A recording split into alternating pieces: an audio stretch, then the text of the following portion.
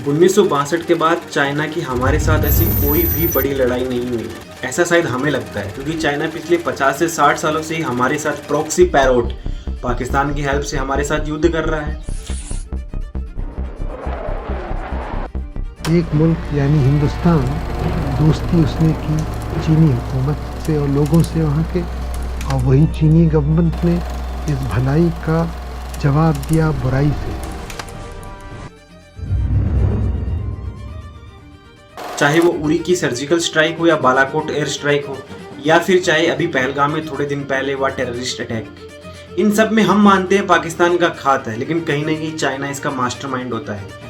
ऐसे में चाइना पाकिस्तान को अपने वेपन्स देता है और उन्हें इंडिया के साथ लाइव वॉर में टेस्ट करता है, और फिर उसी वेपन्स को मार्केट में लाइव वॉर टेस्टेड वेपन कह के बेच डालता है और अच्छा पैसे छापता है। ये चाइना की स्ट्रेटजी रही थी, और हम भारतीय पाकिस्तान को दबोच कर या उसको मार कर ऐसा समझते हैं कि हमने युद्ध जीत लिया है, लेकिन कहीं ऐसा नहीं है। और हमारे राजनेता बीजेपी का एग्जाम्पल ले लेता हूँ, बीजेपी भी अपनी ट्रेडिशनल नेशनलिस्ट और हिंदुत्व कार्ड को खेलते हुए युद्ध के नाम पर वोट मांगना शुरू कर देती है। जैसा उन्होंने अभी बिहार के इलेक्शन में गली गली या मोहल्ले जो पोस्टर छाप के किए, उन्होंने खुल के ऑपरेशन सिंदूर की जो कार्ड्स है उसको बटोरने की कोशिश की है। लेकिन इस बार ऑपरेशन सिंदूर का मिजाज कुछ बदला सा नजर आ रहा है भाई। एंड पॉलिटिशियंस का नहीं, पॉलिटिशियन अपने प्रोग्राम में लग चुके हैं, उनका काम है युद्ध के नाम पर वोट बटोरो और अपनी सत्ता बनाओ। लेकिन जो हमारे एयर चीफ मार्शल हैं या डिफेंस ऑफ चीफ स्टाफ है, उनका मिजाज बदल चुका है। अब वो खुलकर जनता के सामने आ गए हैं, क्योंकि इतने सालों से वो गवर्नमेंट को कह रहे थे, लेकिन गवर्नमेंट उनकी मांग पूरी कर ही नहीं पाई। मांग मतलब एमोनिक्स की मांग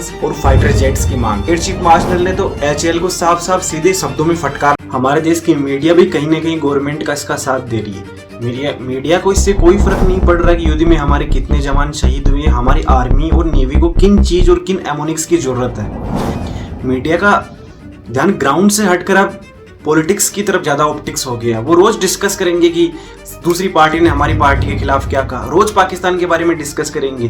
chief of defence Anil Chauhan ने सिंगापुर में ब्लूमबर्ग की एक रिपोर्ट में कहा कि ये बात सच है कि हमारे भी बहुत सारे फाइटर जेट्स डैमेज हुए हैं, जबकि हमारी गवर्नमेंट ने तो एक सिरे से खारिज कर दिया था, नकार दिया था।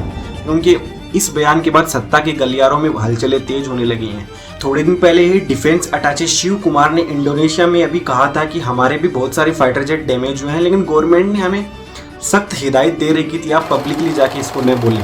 लेकिन अब धीरे धीरे वो भी पब्लिक में सामने आ रहे हैं। Lieutenant general Rahul R Singh का तो यहाँ तक कहना है कि आप PL-15 या HQ-19 और चेंगडू JF-17 को तो छोड़िए, चाइना ने पाकिस्तान को अपनी लेटेस्ट स्पेस टेक्नोलॉजी की मदद से इंडियन आर्मी के लाइव लोकेशन भी शेयर किए हैं। क्योंकि पाकिस्तान चाहे कितना ही डेवलपमेंट कर ले, लेकिन उसकी सैटेलाइट में इतनी हिम्मत नहीं है कि वो पाकिस्तान भारत के अंदर झांक सके हमारी सेनाओं के बीच में। ये काम सिर्फ चाइना ही कर सकता है। और इन्हीं स्पेस टेक्नोलॉजी और फाइटर जेट्स को चाइना बाद में मार्केट में यह कहकर बेचता है कि देखिए हमारी हथियार टेस्टेड है, हमारे हथियारों ने कैसे इंडियन आर्मी को डैमेज किया है।